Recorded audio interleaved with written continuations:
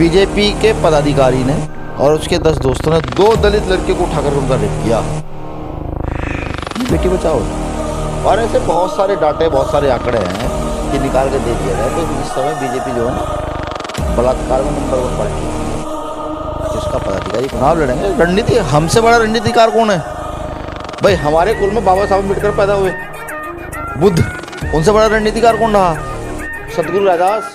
लेकिन हाँ भाई, समाज पर अन्याय अत्याचार होगा तो चुप नहीं रहा जाएगा। फिर आंदोलन को जन आंदोलन में बदलते देर नहीं लगती। ये देश जन आंदोलन का रहा है, यहाँ पर जन आंदोलन करके हमने अंग्रेज भगा दिए। तो इनकी क्या हस्ती है? खासतौर से उत्तर प्रदेश में जो है योगी जी के राज में अपराध बड़े पैमाने पर हैं। भारतीय जनता पार्टी और आरएसएस के लोगों से संविधान को खतरा है, उस व्यक्ति से खतरा है जो प्रगतिशील। हमारा आदमी गटर में जिसमें सबकी गंदगी रहती है उसमें घुस कर के अंदर उसको खोल खाता है। इससे बड़ी प्रतिभा नहीं हो सकती। भीम आर्मी कर रही है 6 महीने में बेटी बचाओ बेटी पढ़ाओ के नारे को सक्सेसफुल। किसी बेटी का रात को 2 बजे फोन आता है तो मेरा कार्यकर्ता 10 मिनट में उसका पहुँचता है, पूछता है बहन क्या परेशानी है, वो बता रहा है बेटों को। पुनः पैक्ट का जो समझौता मिस्टर गांधी बाबा साहब अम्बेडकर के बीच हुआ, तो हम तो चाहते हो समझौता टूट जाए, सरकार जो है ना इसको लागू करे। अगर हमारी माँ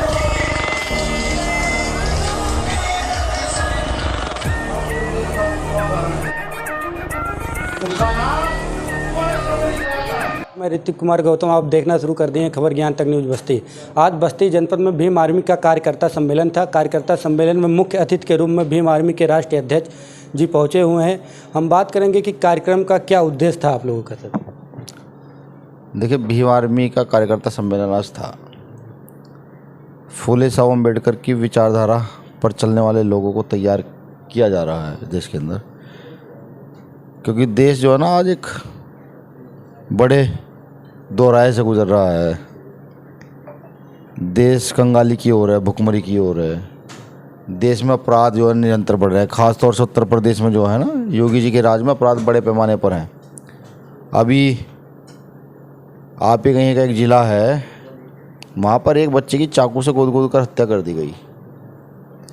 अभी उत्तर प्रदेश का एक ज़िला है मोहब्बा, वहाँ पर एक जो है महिलाएं खाना बनाती थी। वहाँ की प्रिंसिपल जो तथाकथित स्वर्ण समाज से है उन पर जातीय टिप्पणी और अभद्रता किया करती थी बहुत। मतलब कि शोषण बड़े पैमाने पर हो रहा है। तो हम अपना कार्यकर्ता तैयार कर रहे हैं आने वाले वैचारिक लड़ाई के लिए, विचारधारा को स्थापित करने के लिए, एक मजबूती प्रदान करने के लिए। इसी का कार्यकर्ता सम्मेलन में अभी आपके यात्रा में एक नारा सुना गया है कि बाबा तेरा मिशन अधूरा भीम आर्मी करेगी पूरा। तो आप बाबा साहब का मिशन क्या है जो अब तक अधूरा रह गया? भाई ये नारा आपने सुना होगा, मैंने तो सुना नहीं है। क्योंकि बाबा साहब का मिशन जो है वो घर घर शिक्षा, संपन्नता, जातिवाद मुक्त भारत। जहाँ तक मैंने बाबा साहब अम्बेडकर को पढ़ा है, बाबा साहब इक्वलिटी के लिए लड़े, समानता हो, महिला पुरुष में भेद ना हो, जातीय भेद ना हो, छूतपन ना हो, शिक्षा इक्वल हो। वो ही है भीम आर्मी जो लड़ रही है। वो भीम आर्मी चाहती है कि देश में एक गहरी शिक्षा प्रणाली, एकल शिक्षा प्रणाली हो। एक देश एक शिक्षा। डीएम का बेटा, मुख्यमंत्री का बेटा, प्रधानमंत्री का बेटा, चपरासी का बेटा, सफाई कर्मचारी का बेटा एक स्कूल में पढ़े। ठीक, मुझे लगता है कि बाबा साहब का सबसे बड़ा सपना यही होगा। अगर बाबा साहब होते तो उसका सबसे बड़ा सपना यही होता कि इस देश में शिक्षा जो है ना वो समान शिक्षा हो। तो ये समझ लीजिए कि यही बाबा साहब का सपना है, इसको हम पूरा करना चाहते हैं। देखा जाता है आप लोगों के द्वारा लगातार कई जगह धरना प्रदर्शन किया जाता है अपनी मांगों को लेकर, लेकिन देश आज़ाद हुए लगभग 75 वर्ष हो गए हैं। ऐसा क्यों हो रहा है कि मांगों को लेकर धरना प्रदर्शन अभी भी किया जाता है? देखिए, मुझे जहाँ तक पता है भीम आर्मी कार्यकर्ता, भीम आर्मी का कार्यकर्ता जब कहीं अन्याय अत्याचार होता है उसके खिलाफ लड़ता है। वो पहले संवैधानिक दायरे में जाकर जाता है, एफआईआर दर्ज कराता है। जब एफआईआर दर्ज नहीं होती, जब राजनीतिक प्रेशर में प्रशासन जो है चाटुकारिता शुरू कर देता है नेताओं की, अपराधी को बचाने का काम करता है, तो फिर भीम आर्मी को मजबूरन आर्टिकल 19 का प्रयोग करते हुए सड़क पर उतरना पड़ता है, अपनी बात रखनी पड़ती है। और जो पीड़ित है उसकी रिपोर्ट दर्ज कराने के लिए जितनी भी मेहनत भीम आर्मी कर सकती है उतनी करती है और उसको न्याय तक ले जाने के लिए काम करती है। इसलिए हम लोगों को आंदोलन पर उतरना पड़ता है। वरना हमारी टीम में कोई डॉक्टर है, इंजीनियर है, बीएड है, बीटीसी हैं, बीएससी हैं, मतलब सब अधिकतर जो है ना पोस्ट ग्रेजुएट लड़के हैं, लड़कियां हैं, जो बखूबी समझते हैं कि अनायासी किसी काम का करना सही नहीं है, लेकिन हाँ भाई समाज पर अन्याय अत्याचार होगा तो चुप नहीं रहा जाएगा। फिर आंदोलन को जन आंदोलन में बदलते देर नहीं लगती। ये देश जन आंदोलन का रहा है, यहाँ पे जन आंदोलन करके हमने अंग्रेज भगा दिए, तो इनकी क्या हस्ती है। संगठन के द्वारा देखा जा रहा है कि एक यात्रा निकाला जा रहा है, संविधान बचाओ यात्रा। तो संविधान को खतरा किनसे है? भारतीय जनता पार्टी और आरएसएस के लोगों से संविधान को खतरा है। उस व्यक्ति से खतरा है जो प्रगतिशील नहीं है, जो मनु की व्यवस्था में विश्वास रखता है, जो जातीय व्यवस्था वर्ण व्यवस्था में विश्वास रखता है, उससे संविधान को खतरा है। जो लोग वर्ण व्यवस्था में विश्वास रखते हैं आज उनकी देश में सरकार है, ठीक है, वो लगातार कुठाराघात कर रहे हैं। अभी उन्होंने संविधान की प्रस्तावना से एक शब्द हटा दिया है, ठीक। अब उनसे जब ये पूछा गया हमारे द्वारा कि भाई ये किस प्रोसेस के द्वारा हटाया गया, वो बता ही नहीं पाए, ठीक। धीरे धीरे आपने देखा पूरे देश में प्राइवेटीकरण का प्रभाव बढ़ रहा है। किस लिए? जो यहाँ पर दलित आदिवासी पिछड़ों को मुट्ठी भर आरक्षण मिल रहा है उनके उत्थान के लिए, उसको तो ये संविधान के लिए खतरा नहीं, खतरा चल रहा है। हमारी यात्रा इसलिए चल रही है, जन जागरूकता अभियान है वो है कि प्रत्येक व्यक्ति को ये मालूम हो सके कि संविधान कितना ताकतवर है, सबको अधिकार देता है, सबको न्याय देता है, सबके अधिकार सुनिश्चित करता है। और अगर देश में संविधान नहीं रहेगा तो जातीय व्यवस्था का प्रभाव बढ़ेगा, गरीबी अमीरी का भी प्रभाव बड़े पैमाने पर बढ़ेगा, और महिलाओं का शोषण पहले की तरह जैसे देवदासी महिलाएं मंदिरों में रहा करती थी वही शोषण द्वार से स्टार्ट होगा। और जब तक हम जैसे लोग हैं ये चीज़ होने नहीं दी जाएगी। आप लोगों के द्वारा लगातार आरक्षण की मांग की जाती है, तो कुछ लोगों का इस पर आरोप रहता है कि आरक्षण से योग्यताओं का हनन होता है। देखिए ये हम लोगों के द्वारा तो मांग नहीं की जाती, ठीक है। अगर हम दो लोग मांग करें तो पूना पैक्ट का जो समझौता मिस्टर गांधी और बाबा साहब अम्बेडकर के बीच हुआ था, तो हम तो चाहते हो समझौता टूट जाए, सरकार जो है ना उसको लागू करे। अगर हमारी मांग देखी जाए, देखिए आरक्षण एक छोटा पार्ट है, यहाँ के गरीब शोषित वंचितों एक छोटा सा हिस्सा जो है बाबा साहब अम्बेडकर उस समय लड़ करके दिया, जब देखा कि भाई बाबा साहब पृथक निर्वाचन चाहते थे, ठीक।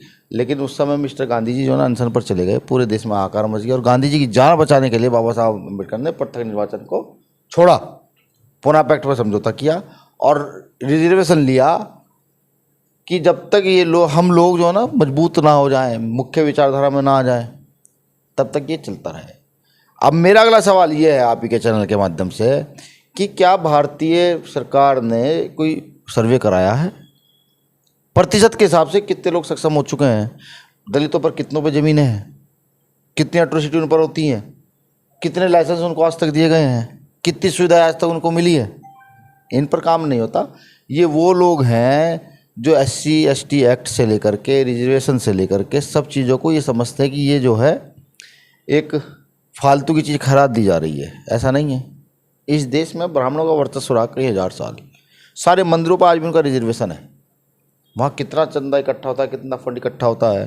आप अगर किसी एक मंदिर का टर्नओवर देखेंगे उठाकर, महीने का कई हज़ार करोड़ है। पूरे देश की GDP बदल सकता है, लेकिन उस पर काम नहीं होता है। दलितों के रिजर्वेशन से इसलिए दिक्कत है कि साहब काशीराम साहब कहते थे कि नोट से लेंगे CM PM, वोट से लेंगे SPDM। नहीं, वोट से लेंगे CM PM, आरक्षण से लेंगे SPDM। हाँ, तो आज जो गरीब बच्चा पढ़ कर के वो PCS अधिकारी, IAS अधिकारी, डॉक्टर, इंजीनियर बन जा रहा है, एडवोकेट, जज बन जा रहा है, तो उसकी बड़ी परेशानी है। भाई पहले तो हम सेवाकार थे, उनके घर की सफाई कर रहे हैं, खेत में घास काट रहे हैं, उनके जानवर धो रहे हैं, और आज हम उनके बराबरी में बैठ रहे हैं अच्छे अच्छे कमरों में, उनसे बातचीत करें, तो देखो परेशानी तो होगी। तो उनको ये परेशानी है और कोई परेशानी नहीं है। रही रिजर्वेशन की बात, अभी हम लोगों की आबादी देश में है। रिजर्वेशन का मतलब अब हमें सही समझ आया है। हम ये मांग करते हैं कि रिजर्वेशन जनसंख्या के आधार पर दे दिया जाए, जिसकी जितनी जनसंख्या उसका उतना रिजर्वेशन, ठीक। और रही कि प्रतिभाओं के हनन की बात, इससे ज़्यादा बड़ी प्रतिभा क्या होगी? हमारा आदमी पूरे दिन भरी दोपहरी में मजदूरी कर लेता है, इससे बड़ी प्रतिभा क्या होती है? हमारा आदमी गटर में जिसमें सबकी गंदगी रहती है उसमें घुस कर के अंदर उसको खोल खाता है, इससे बड़ी प्रतिभा नहीं हो सकती। अगर इसे कोई प्रतिभा नहीं मानता है तो मैं कहता हूँ कि वो मूर्ख लोग हैं। AC में बैठने वाला व्यक्ति प्रतिभा नहीं दिखा सकता। जो किसान भरी दोपहरी में गेहूँ काट रहा है, भरी दोपहरी में भरी सर्दी में गेहूँ बो करके उसमें पानी देता है, उसको प्रतिभा कहते हैं। ठीक है, तो प्रतिभा निकालने का पैमाना होना चाहिए, यहाँ पर है नहीं, यहाँ पर जातीय पैमाना प्रभावी है। भीम आर्मी बने लगभग सर 6 वर्ष हो गए हैं, 8 वर्ष हो गए हैं, लेकिन बस्ती में अब तक कोई कार्यकर्ता सम्मेलन क्यों नहीं किया गया, और किया गया भी तो 2024 लोकसभा चुनाव के नज़दीक। ऐसा तो नहीं कि 2024 को लेकर कोई रणनीतियाँ बनाई गई आप लोगों के द्वारा? देखिए, भीम आर्मी का कार्यकर्ता सम्मेलन ऐसा नहीं है। सन 2018 में शायद मैं आया था, 18 में आया था, सन 2018 में आया था। और कभी हमारी प्रदेश कमेटी, हमारे प्रदेश महासचिव यहाँ आते रहते हैं, ऐसा नहीं है। काम धीरे धीरे चलता रहता है। हाँ, आप लोगों तक सूचना नहीं पहुँची होगी। रही दो चुनाव की बात, चुनाव संवैधानिक अधिकार है, चुनाव किसी खैरात थोड़ी है, लोकतंत्र का देश है, हर आदमी को अधिकार है, चुनाव लड़ेंगे। रणनीति, हमसे बड़ा रणनीतिकार कौन है भाई? हमारे कुल में बाबा साहब अम्बेडकर पैदा हुए, बुद्ध, उनसे बड़ा रणनीतिकार कौन रहा? सतगुरु रैदास, संत कबीर, गुरु नानक देव, महात्मा ज्योतिबा फुले, सावित्रीबाई फुले, ये सब रणनीतिकारी तो थे। जो आज आप और हम बैठकर बात कर पा रहे हैं, ये महिलाएं जो आज खुला चेहरा करके घूम पा रही हैं, शिक्षा ले पा रही हैं, सब इन्हीं की तो देन है भाई। छत्रपति साहू जी महाराज कितने बड़े रणनीतिकार थे, सन 1902-1920 में रिजर्वेशन दे देते हैं। तो रणनीतिकार तो देखो, हम हमारे पूर्वज से रणनीतिकार हैं। और इस बार समय अगर सही रहा और अगर मनुवादी व्यवस्था के लोगों के दिमाग ठीक रहे तो रणनीति ऐसी बनेगी इस बार की सब चीज़ें हिला दी जाएंगी। भाजपा सरकार का कहना है कि हम सबका साथ सबका विकास कर रहे हो, बेटी बचाओ बेटी पढ़ाओ का भी नारा दिया है भाजपा सरकार, तो उस पर आप क्या कहेंगे? देखिए, भाजपा सरकार में ये हुआ है, क्या नाम, मनीषा वाल्मीकि केस। भाजपा सरकार में ही मनीषा वाल्मीकि के लिए पूरे देश में आंदोलन हुआ है कि अपराधियों को सजा, और भाजपा सरकार में ही उन अपराधियों के पक्ष में भी पंचायतें हुई हैं कि इनको बचाया जाए। अब बेटी बचाओ बेटी पढ़ाओ किन्हें कहते हैं? कि बलात्कारियों के पक्ष में जो सभा कर रहे हैं या फिर जो उनको सजा दिलाने के पक्ष में सभा कर रहे हैं। बेटी बचाओ बेटी पढ़ाओ का नारा कहने से सक्सेसफुल नहीं होता है। भीम आर्मी कर रही है 6 महीने में बेटी बचाओ बेटी पढ़ाओ के नारे को सक्सेसफुल। किसी बेटी का रात को 2 बजे फ़ोन आता तो मेरा कार्यकर्ता 10 मिनट में उसके यहाँ पहुँचता है, पूछता है बहन क्या परेशानी है, वो बचा रहा है बेटी को। बीजेपी के लोग अभी ना जाने कितने भी छत्तीसगढ़ का एक मैं आपको वाक्य बताता हूँ कि छत्तीसगढ़ में बीजेपी के पदाधिकारी ने और उसके 10 दोस्तों ने 2 दलित लड़कियों को उठाकर उनका रेप किया। ये बेटी बचाओ है। और ऐसे बहुत सारे डाटे, बहुत सारे आंकड़े हैं कि निकाल के दे दिया जाए तो इस समय बीजेपी जो है ना, बलात्कार में नंबर 1 पार्टी हो रही है कि उसका पदाधिकारी कार्यकर्ता रेप नंबर 1 पर कर रहा है। ठीक है जी, धन्यवाद सर। हमारे साथ अभी जुड़े थे भीम आर्मी के राष्ट्रीय अध्यक्ष जी, उनसे बात हुई तमाम मुद्दों को लेकर। बस्ती जनपद से खबर ज्ञान तक के लिए ऋतिक कुमार की रिपोर्ट।